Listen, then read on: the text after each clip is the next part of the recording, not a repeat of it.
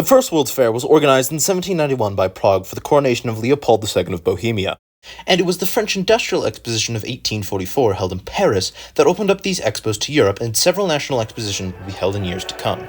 However, it was the 1851 World's Fair that really created a legacy in the international imagination. The great exposition of the works of industry of all nations, held in London, England, would be truly international. It was the first World's Fair the US sent a delegation to, and would happen in the famed Crystal Palace in Hyde Park. 1851 would be the first true World's Fair and would see delegations and inventions from across Britain's vast empire and from other nations as well. It was a major display of the industrial power of the new modern era. France would also leave a mark on the world with the Exposition Universelle of 1889, more commonly known as the 1889 Paris Exposition, with the reveal of the Eiffel Tower, the 330-meter-tall wrought iron lattice tower that would come to define the city. Alexander Graham Bell would also introduce the telephone at this expo. Europe was not the only one influencing the world through World's Fairs, though. The U.S. would host some of the most well-remembered World's Expos. Notably, Chicago, 1893, that was the largest World Expo ever held at that point, was famous for the glorious White City, a marvelous city of Roman Greco and marble architecture made entirely of stucco. Seattle, 1962, which would reveal the U.S.'s Eiffel Tower, the Space Needle, that still dominates the skyline of Seattle. In New York, 1964, which would become one of the most famous World's Fairs ever held. However, the U.S. has not hosted a World's Fair since 1984 in New Orleans, a detrimental loss for America. The United States should make a serious bid to host a World Expo once again, due to the incentive given to cities to improve themselves, the economic boost that it provides to the region in which it is held, and the real opportunity to strengthen international relations and diplomacy. World Expos are prestigious events that could be an opportunity for a city and country to generate a lot of press and create an image and name for themselves. This can be positive or negative press, so World Expos are also an opportunity and reason for cities to try to improve themselves. A cleaner, more beautiful city generates clean, beautiful press, which in turn creates a clean, beautiful image to the world.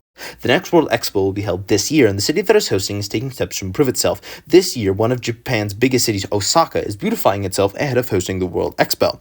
A real-time example of how World Expos let us find cities that are given the opportunity to host. In addition, the World Expo also creates opportunities to improve beyond face value. The beautifying movement in Osaka will not only beautify the city, but also ensure a safe, secure, and comfortable living environment for residents and visitors. Osaka is also creating the lasting change that will continue to benefit the health and safety of the people living in Osaka, even after the World's Fair has closed its gates. World Expos can be used as a way of having U.S. cities make efforts to improve themselves in a way that actually changes things for residents. It can help U.S. cities in getting the support and motivation for making lasting, impactful changes. Even ahead of World Expos isn't new, however. Even Chicago's 1893 Columbian Exposition, one of the most memorable and inspirational expos of all time, as previously mentioned, made quite revolutionary changes and improvements. During the construction of the White City, on the fair's architect, Burnham's orders, his sanitary engineer, William S. McHarg, built a water sterilization plant on the fairgrounds. Sanitizing water was relatively new, the work of Robert Koch and Louis Pasteur having only recently discovered the field of bacteriology. Chicago was also somewhat infamous at this time for having extremely unsafe water, so the idea of water treatment was remarkable and was an important improvement for 19th century Chicago. Water was also free of charge at the fair, which even today would be considered remarkable. Instead of being an aesthetic, health, safety, or technical improvement, the free water at the Columbian Exposition was very humane. The idea that fairgoers should not have to worry about being thirsty on those hot, sunny days spent running around. Even looking at today, many modern sporting events don't offer free water, so to have free and most importantly clean water in Chicago was an improvement. That improvement happened as fast as it did because the World's Fair brought the incentive for improvement in Chicago. When it comes to talking about hosting a World Expo in America, many will, rather correctly, bring up that large-scale events can be environmentally damaging.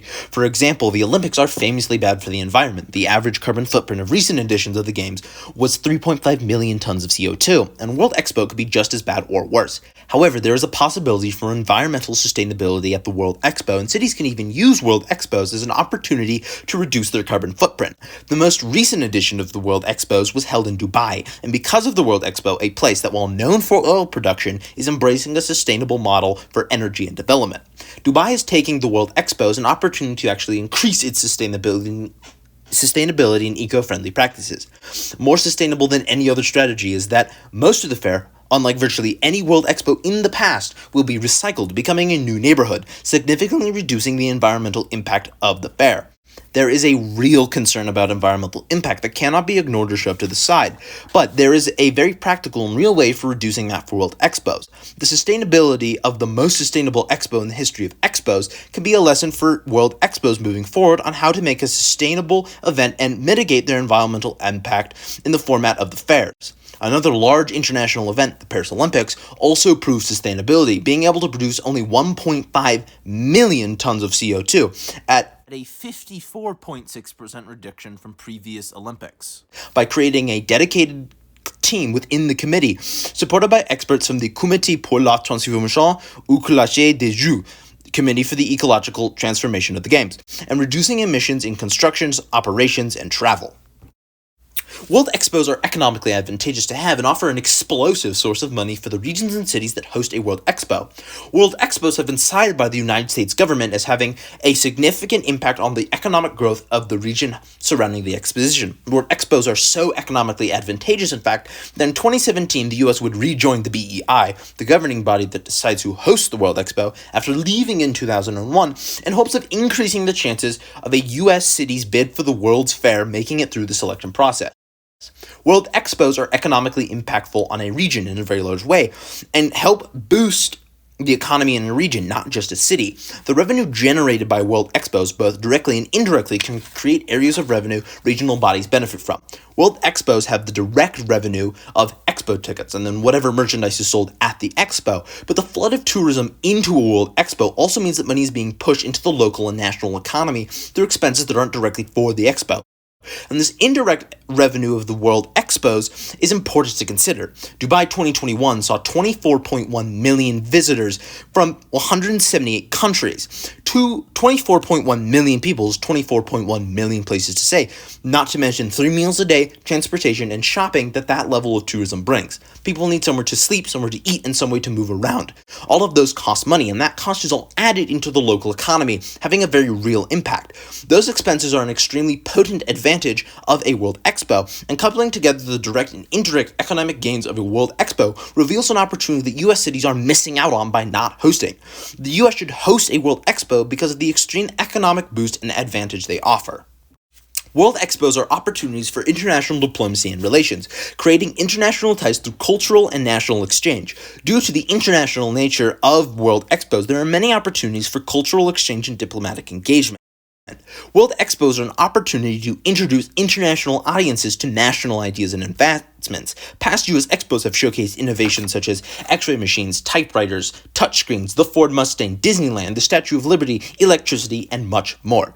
These kinds of exchanges pull the world closer together and help create a sense of global culture, experiences that people around the world can relate to, and so relate to each other. World Expos are an opportunity to display unique culture as well. Many of the pavilions at Dubai 2021 prominently displayed national culture, such as Angola's pavilion, with a facade incorporating diamond panels in various colors, inspired by Sona geometry, showing the world part of Angola's unique identity, an opportunity that countries like Angola, which are often sidelined in the international community, do not always get, and is important for the representation of these countries.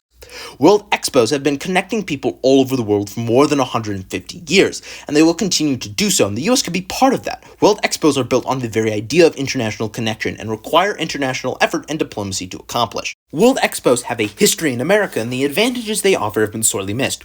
World Expos are for the larger audience. They are for the international community, and the US could be involved in that audience in a meaningful way by hosting a World Expo. A serious bid for a World Expo would give America a chance to increase its international presence, especially after recent withdrawals from international communities like the World Health Organization, and really offer something that has been sorely lacking and missed in America. The real-world application of this thesis is a serious bid, a well-publicized, a well-supported, a well-planned bid to host the World Expo in an American city. The next opportunity to host a World Expo will be 2032, so that's 33, or 2035, and this task could be undertaken by perhaps New York, Chicago, San Francisco, or one of the big cities. This is the non-serious part of this project. I just wanted to show how silly my voice sounds when it's sped up. So Ms. King, if you stuck around for this, thank you. I appreciate you valuing the hard work that I put into this very short and insubstantial section. Now for the, as previously mentioned, promised banger recipes. I know you can't hear it in the clips because I muted them all, but I was talking to my mom about making this recipe, so I thought I should share it. But what you're wanting to do, what you're wanting to gonna do, you get what I mean, is take a crescent roll, and you're gonna slap a piece of ham in that bad boy, and then a piece of provolone, and you're gonna roll that bad boy up. You can do a tube of crescent rolls. I suggest the more the merrier. And when you do that, you're going to pop them in the oven. You're going to let them cook, right? Delicious. And then you're going to dip it in honey, yellow mustard.